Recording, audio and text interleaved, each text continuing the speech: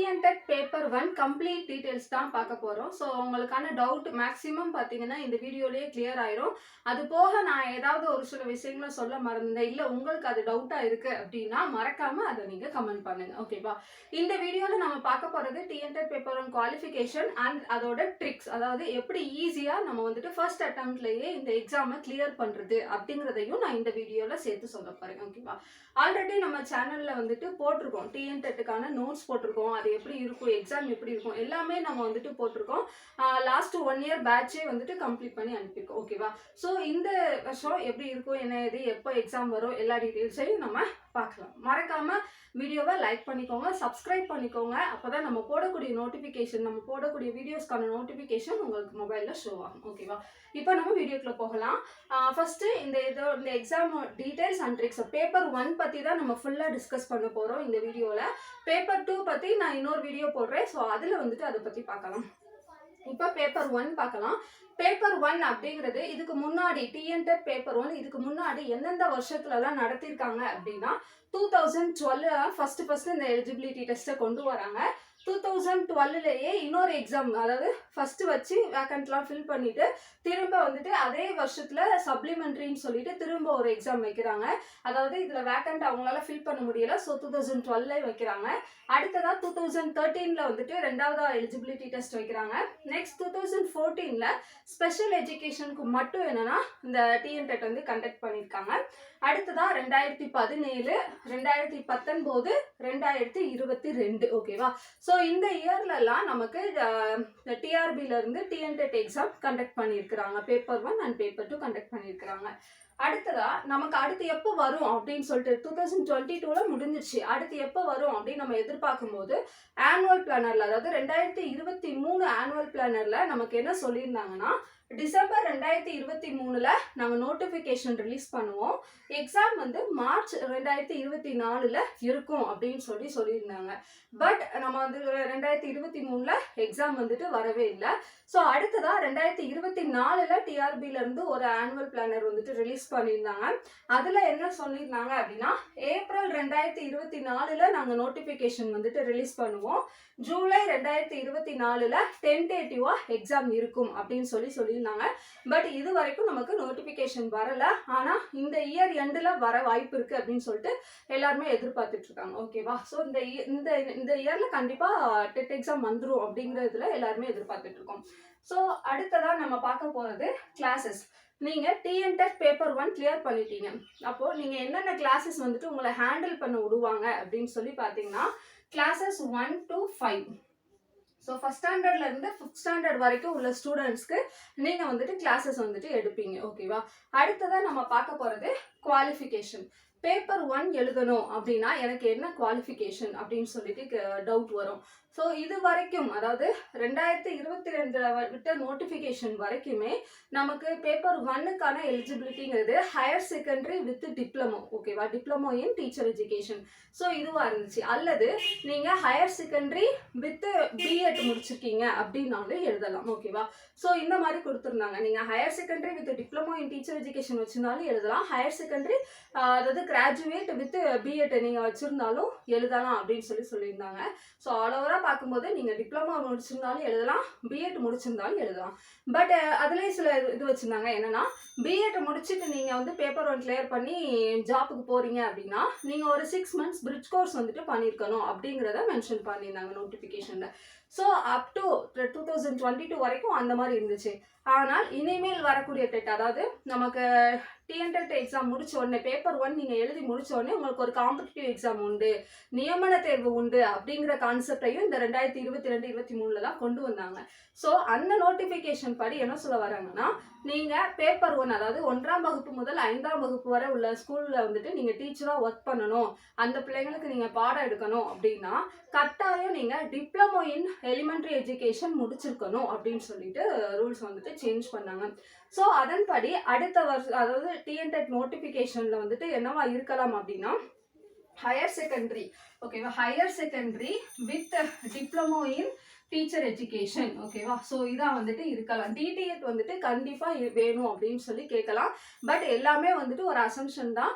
நம்மளுக்கு நோட்டிஃபிகேஷன் ஃபைனலாக வந்தால் தான் வந்துட்டு நமக்கு தெரியும் ஓகேவா. ஸோ நோட்டிஃபிகேஷனில் எப்படி விட்டுருக்காங்க அப்படிங்கிறது ஃபைனலாக வந்தால் தான் தெரியும். But last year STD notification படி நமக்கு வந்துட்டு இதுதான் வந்துட்டு ஃபைனல் ஓகேவா. நீங்கள் டிப்ளமோ டீச்சர் எஜுகேஷன் முடிச்சிருந்தீங்கன்னா நீங்கள் எழுதலாம் அப்படிங்கிற மாதிரி தான் இருக்குது லாஸ்ட்டாக வந்த எஸ்டிடி நோட்டிஃபிகேஷன் வரைக்கும். மேபி நீங்கள் பிஎட் முடிச்சிருக்கீங்க, நான் எழுதலாமா அப்படின்னா நம்ம வெயிட் பண்ணி தான் நம்ம வந்துட்டு பார்க்க முடியும் ஓகேவா. ஸோ அடுத்ததான் நீங்கள் பார்த்தீங்கன்னா ஏஜ் லிமிட். அது மட்டும் இல்லாமல் டிப்ளமோலேயே நான் ஸ்பெஷல் எஜுகேஷன் முடிச்சிருக்கேன் அப்படின்னு சொல்லிட்டு சில பேர் இருப்பாங்க. ஸோ ஸ்பெஷல் எஜுகேஷன் முடிச்சிருக்கீங்க அப்படின்னாலும் நீங்களும் ஒரு 6 months அந்த கோர்ஸ் வந்துட்டு பண்ணணுங்கிற மாதிரி தான் நம்மளுக்கு லாஸ்ட் இயர் நோட்டிஃபிகேஷனில் போட்டிருந்தாங்க. ஸோ வெயிட் பண்ணுங்க, நம்ம அடுத்த வரக்கூடிய நோட்டிஃபிகேஷன் பார்த்துட்டு நம்ம குவாலிஃபிகேஷன் வந்துட்டு கன்ஃபார்ம் பண்ணிக்கலாம் ஓகேவா. இப்போதைக்கு உங்கள் கையில் டிப்ளமோ இன் டீச்சர் எஜுகேஷன் இருந்துச்சுன்னா நீங்கள் தாராளமாக இந்த எக்ஸாமுக்கு ப்ரிப்பேர் பண்ணலாம். அடுத்ததான் பார்த்தீங்கன்னா age limit. So age limit என்ன, மினிமம் ஏஜ் லிமிட் என்ன அப்படின்னு பார்த்தீங்கன்னா 18. ஸோ 18 வயசு ஆயிடுச்சு அப்படின்னா உங்களுக்கு இந்த குவாலிஃபிகேஷன்லாம் இருக்குது அப்படின்னா நீங்கள் என்ன பண்ணலாம், டிஎன்டெட் பேப்பர் 1 அப்படிங்கிறத நீங்கள் வந்துட்டு எழுதலாம். அப்பர் ஏஜ் லிமிட் அப்படிங்கிறது எதுவுமே கிடையாது. No upper age limit. நீங்கள் எத்தனை வயசு வரைய வேணாலும் நீங்கள் இந்த டிஎன்டெட்டை வந்துட்டு எழுதலாம் ஓகேவா. பேப்பர் 1 ஆகட்டும் பேப்பர் 2 ஆகட்டும் இதுக்குன்னு ஏஜ் லிமிட் வந்துட்டு, அதாவது அப்பர் ஏஜ் லிமிட் வந்துட்டு கிடையாது. 18 வயசுலேருந்து எத்தனை வயசு வரைய இருந்தாலும் நீங்கள் வந்துட்டு எழுதிக்கலாம். இதுதான். அடுத்ததான் நம்ம பார்க்க போகிறது பாஸ் மார்க் பற்றி தான் பார்க்க போகிறோம். ஸோ எவ்வளோ மார்க்ஸ் எடுத்தால் எனக்கு எலிஜிபிலிட்டி டெஸ்ட் வந்து கிளியர் பண்ணதுக்கான அந்த ஸ்கோர் கார்டு சர்டிஃபிகேட் வந்துட்டு கொடுப்பாங்க அப்படிங்கிறது தான். ஸோ பாஸ் மார்க் அப்படின்னு பார்க்கும்போது 2 மார்க், அதாவது ஒன்று வந்து ஓசி கேட்டகரிக்கோ, இன்னொரு மார்க் வந்துட்டு அதர் தென் ஓசி கேட்டகரி. ஓசி கேட்டகரியை தவிர்த்து மற்ற எல்லா கேட்டகரிஸ்க்கும் ஒரு மார்க் வந்துட்டு இருக்குது. ஸோ அதை பார்க்கலாம். ஃபஸ்ட்டு நீங்கள் வந்து ஓசி கேட்டகரியில் வருவீங்க அப்படின்னா நீங்கள் 60% மார்க் வந்துட்டு எடுத்திருக்கணும். 60% மார்க் அப்படிங்கிறது என்னன்னா டோட்டலாக உங்களுக்கு 150 கொஸ்டின்ஸ் வந்துட்டு வைப்பாங்க. ஸோ அந்த 150 கொஸ்டின்ஸில் நீங்கள் 90 கொஸ்டின்ஸ் வந்துட்டு நீங்கள் வந்துட்டு போட்டிருக்கணும் ஓகேவா. ஸோ 90 மார்க்ஸ் நீங்கள் எடுத்திருக்கீங்க, நீங்கள் ஓசி கேட்டகரி அப்படின்னா நீங்கள் வந்துட்டு எலிஜிபிள். இது அதர் தென் ஓசி கேட்டகரிக்கு 5% வந்துட்டு ரிலாக்ஸேஷன் கொடுத்துருக்காங்க. ஸோ 5% ரிலாக்ஸேஷன் கொடுத்துருக்காங்க அப்படின்னா நீங்கள் 55% மார்க்ஸ் வந்துட்டு ஸ்கோர் பண்ணணும். 55% அப்படிங்கிறது எவ்வளோ மார்க்ஸ் வரும் அப்படின்னு பார்த்தீங்கன்னா 82.5 மார்க்ஸ் ஓகேவா. 82.5 மார்க்ஸ் கிட்டத்தட்ட நீங்கள் அரௌண்ட் 83 மார்க்ஸ் எடுக்கணும்னு வச்சுக்கோங்க. ஸோ 83 மார்க்ஸ் நீங்கள் வந்துட்டு எடுத்துட்டீங்க அப்படின்னா உங்களுக்கு எலிஜிபிலிட்டி டெஸ்ட் கிளியர் பண்ண அந்த ஸ்கோர் கார்டு, அதாவது சர்டிஃபிகேட் வந்துட்டு உங்களுக்கு ப்ரொவைட் பண்ணிடுவாங்க. ஸோ இது வந்துட்டு உங்களுக்கான எலிஜிபிலிட்டி மார்க்ஸ். ஸோ இந்த சர்டிஃபிகேட் வாங்கினா தான் நீங்கள் அடுத்த நியமன தேர்வை வந்துட்டு நீங்கள் எழுதவே முடியும். இல்லை அப்படின்னா அகைன் நீங்கள் எலிஜிபிலிட்டி டெஸ்ட் எழுதுகிற மாதிரி இருக்கும். அடுத்ததா exam pattern. So exam pattern, நான் இந்த எக்ஸாமுக்கு என்னென்ன சப்ஜெக்ட்லாம் படிக்கணும், என்னென்ன கிளாஸஸ் படிக்கணும், எங்கே நான் அந்த புக்கை படிக்கிறது, என்ன கண்டென்ட் நான் படிக்கிறது அப்படிங்கிற மாதிரி நிறைய பேருக்கு டவுட் இருக்கும். ஸோ அதுதான் எக்ஸாம் பேட்டர்ன் பொறுத்த வரைக்கும் உங்களுக்கு 5 பார்ட்டாக வந்துட்டு பிரிச்சிருப்பாங்க பேப்பர் 1. ஸோ 5 பார்ட்டு சேர்த்து உங்களுக்கு 150 மார்க்கு. ஒவ்வொரு செக்ஷனுக்கும் உங்களுக்கு 30 மார்க் வரும். ஸோ டோட்டலாக 150 மார்க்கு. இப்போ இந்த 150 மார்க்கை எப்படி பிரித்து கொடுக்குறாங்க அப்படிங்கிறத நான் உங்களுக்கு எக்ஸ்பிளைன் பண்ணுறேன். ஸோ ஃபஸ்ட்டு வந்துட்டு உங்களுக்கு சைக்காலஜி வந்துட்டு வரும். ஸோ சைக்காலஜி வந்துட்டு 30 மார்க்கு. அடுத்ததா உங்களுக்கு தமிழ். ஸோ தமிழ்ங்கிறது லாங்குவேஜ், நீங்கள் தமிழ் தான் சூஸ் பண்ணணும் இல்லை, உருது, கன்னடம், மலையாளம் இந்த மாதிரி நிறைய லாங்குவேஜஸ் கொடுத்துருப்பாங்க. ஸோ இது வந்துட்டு லாங்குவேஜ் மதர் டங் வந்துட்டு நம்ம சூஸ் பண்ணுவோம். 30 மார்க்கு. அடுத்ததாக பார்த்தீங்கன்னா லாங்குவேஜ் 2 இங்கிலீஷ் 30 மார்க். அடுத்ததாக மேத்தமெட்டிக்ஸ் 30 மார்க்கு. அடுத்து லாஸ்ட்டாக வந்துட்டு உங்களுக்கு இவிஎஸ் வந்துட்டு 30 மார்க்கு. ஸோ இந்த மாதிரி உங்களுக்கு 150 கொஸ்டின்ஸை இந்த மாதிரி தான் ஸ்ப்ளிட் பண்ணி கொடுப்பாங்க. ஸோ இதுக்கு ஏற்ற மாதிரி தான் நம்மளும் என்னென்னா ஒரு எக்ஸாம், அதாவது எப்படி ஈஸியாக கிளியர் பண்ணுறங்கிற அந்த ட்ரிக்கோட ஒரு எக்ஸாம் டெஸ்ட் பேட்ச் வந்துட்டு நம்ம போட்டிருக்கோம். பேப்பர் 1க்கு 330 ரூபாய் 2 month பிளான் வந்துட்டு உங்களுக்கு அது வரும். ஷெடியூல் எல்லாமே நம்ம அனுப்பிடுவோம். 3 days ஒன்ஸ் நீங்கள் டெஸ்ட் எழுதுகிற மாதிரி இருக்கும். படிச்சு 3 days ஒன்ஸ் நீங்கள் எழுதுகிற மாதிரி இருக்கும். அந்த டெஸ்ட்டை நீங்கள் டிஎன்டெட் எக்ஸாம் வர வரைக்குமே, இப்போ இந்த வருஷம் வைக்கல அடுத்த வருஷம் வைக்கிறாங்கனாலும் அந்த எக்ஸாம் வர வரைக்கும் நீங்கள் எத்தனை டைம் வேணாலும் நீங்கள் அதை திரும்ப ஆக்சஸ் பண்ணி நீங்கள் டெஸ்ட் போட்டு பார்த்துக்கலாம் ஓகேவா. ஸோ 330 rupeesக்கு நம்ம வந்துட்டு வச்சுருக்கோம். டோட்டலாக உங்களுக்கு ஒரு 24 டெஸ்ட் வந்துட்டு அதில் வந்து கவர் ஆகும். ஸோ நீங்கள் வில்லிங்காக இருக்கிறீங்க அப்படின்னா ஸ்க்ரீனில் இருக்க நம்பர் நீங்கள் காண்டாக்ட் பண்ணி நீங்கள் வந்துட்டு ஜாயின் பண்ணிக்கலாம். 15ஆம் தேதி நம்ம வந்துட்டு ஸ்டார்ட் பண்ணுறோம். இப்போ நம்ம இதை பார்த்துடலாம், ஃபுல்லாக கிளியர் பண்ணிடலாம். ஓகேவா? ஸோ இது வந்து உங்களுக்கு ஓகே பேட்டர்ன் வந்துட்டு கொடுத்துச்சு. இப்போ இதை நான் எங்கே படிக்கணும், என்ன படிக்கணும் அப்படின்னு சொல்லிட்டு டவுட் வரும். சைக்காலஜி பொறுத்த வரைக்கும் உங்களுக்கு டிஎன்டெட் பேப்பர் வந்துக்குன்னு டிஆர்பியிலேருந்தே சிலபஸ் கொடுத்துருப்பாங்க. ஒரு 10 யூனிட் கொடுத்துருப்பாங்க. அந்த யூனிட்டை உங்களுடைய அந்த teacher education, diploma in teacher education, diploma in elementary education, so ஒவ்வொரு இடத்துல ஒவ்வொரு மாதிரி சொல்லுவாங்க. ஸோ அந்த இதை வந்துட்டு நீங்கள் என்ன பண்ணால் அந்த புக்கில் ரெஃபர் பண்ணி நீங்கள் படிக்கணும். உங்கள் புக்ஸ் ஃபுல்லாக நீங்கள் படிக்கணும்னு அவசியம் இல்லை. அவங்க கொடுத்துருக்கக்கூடிய அந்த சிலபஸ் டாப்பிக்கை மட்டும் நீங்கள் படித்தாலே போதுமானது. அடுத்ததா தமிழ். ஸோ தமிழ் என்ன படிக்கணும் அப்படின்னா நீங்கள் 1ஆம் வகுப்புல இருந்து 10ஆம் வகுப்பு வரைய படிச்சுக்கிறது நல்லது. டைம் இருந்துச்சுன்னா 11, 12 கூட நீங்கள் படிச்சுக்கோங்க. ஏன்னா உங்களுக்கு அது வந்து எஸ்டிடி எக்ஸாமுக்கும் கண்டிப்பாக யூஸ்ஃபுல்லாக இருக்கும். இந்த எக்ஸாமுக்கும் உங்களுக்கு வந்துட்டு யூஸ்ஃபுல்லாக இருக்கும். எஸ்டிடி எக்ஸாம் அப்படிங்கிறது வேற ஒன்றும் இல்லை. நீங்கள் இது எழுதுறதுக்கு அப்புறமா ஒரு நியமன தேர்வு வைப்பாங்க. ஸோ அதை தான் நம்ம STD, secondary great teacher exam அப்படின்னு சொல்லுவோம். ஸோ நீங்கள் முடிஞ்சால் உங்களால் முடிஞ்சிச்சு எனக்கு டைம் இருக்குது அப்படின்னா நீங்கள் இந்த தமிழ், இங்கிலீஷ், மேத்ஸ், இவிஎஸ் எல்லாமே நீங்கள் 1ஆம் வகுப்புலேருந்து 12ஆம் வகுப்பு வரையும் படிச்சுக்கோங்க. இல்லை எனக்கு வந்துட்டு டைமே கிடையாது, கொஞ்சம் தான் எனக்கு டைம் இருக்குது அப்படிங்கிறவங்க 1ஆம் வகுப்புலேருந்து 10ஆம் வகுப்பு வரையும் வந்துட்டு படிக்கணும். இல்லை எனக்கு 1ஆம் வகுப்புலேருந்து 10ஆம் வகுப்பு வரையும் என்னால் படிக்கவே முடியாது அப்படின்னா நீங்கள் அட்லீஸ்ட் 1ஆம் வகுப்புலேருந்து 8ஆம் வகுப்பு வரையும் உள்ள பாடத்தையாவது ரொம்ப தரோவாக படிக்கணும். எதையுமே ஒமிட் பண்ணாமல் ரொம்ப கம்ப்ளீட் தரோவாக நீங்கள் எல்லா பார்ட்டையுமே சூஸ் பண்ணி நீங்கள் படித்தா மட்டும்தான் நீங்கள் வந்துட்டு எலிஜிபிலிட்டி கிளியர் பண்ண முடியும். ஓகேவா? ஸோ இதுதான் நீங்கள் 1 to 8ஆவது குறைஞ்சபட்சம் நல்ல தரவாக படிக்கணும். அந்த மாதிரி படித்தாதான் நீங்கள் வந்துட்டு கிளியர் பண்ண முடியும். ஸோ இல்லை என்னால் 1 to 4 தரவாலாம் நான் அந்தளவுக்கு படிச்சுக்க மாட்டேன் அப்படின்னா வேறு ஒன்றுமே பண்ண முடியாது. கையிலனா நீங்கள் 1 to 10th வந்துட்டு நீங்கள் படிச்சாகணும். ஓகேவா? ஸோ அது வந்துட்டு உங்களுடைய டைமிங்கை பொறுத்து உங்களுக்கு எப்படி இருக்குது அப்படிங்கிறத பார்த்து இது பண்ணுங்கள். ஸோ எல்லாமே அதுதான். இவிஎஸ் அப்படிங்கிறது ஒன்றும் இல்லை, சயின்ஸும் சோஷியலும் சேர்த்து வரும். 1ஆம் வகுப்பு 2ஆம் வகுப்பில் உங்களுக்கு இவிஎஸ் என்விரான்மெண்டல் சயின்ஸ் அப்படின்னு சொல்லிட்டு கொடுத்துருப்பாங்க. உங்களுக்கு அடுத்த வகுப்பு 3ஆம் வகுப்புலேருந்து மற்ற எல்லா வகுப்புலையுமே பார்த்தீங்கன்னா அறிவியல் தனியாக, சமூக அறிவியல் தனியாக அதை பிரித்து கொடுத்துருப்பாங்க. ஓகேவா? ஸோ நீங்கள் அறிவியலும் படிக்கணும், சமூக அறிவியலும் சேர்த்து படிக்கணும். நீங்கள் இந்த 30 மார்க் எடுக்கணும் அப்படின்னா இப்போ நம்ம அந்த ஈஸி ட்ரிக் என்ன அப்படிங்கிறத நான் உங்களுக்கு வந்துட்டு சொல்கிறேன். ஈஸி ட்ரிக் பொறுத்த வரைக்கும் நம்ம என்ன பண்ண போகிறோம் அப்படின்னா நம்மளுக்கு தேவை 90 மார்க்ஸ். ஓகேவா? அதாவது மினிமம் 83 மார்க்ஸ் ஓசி கேட்டகரியில் இருக்கிறவங்களும் இருப்பாங்க. ஸோ நம்ம வந்துட்டு 90 மார்க்ஸை வந்துட்டு டார்கெட்டாக எடுத்துக்குவோம்.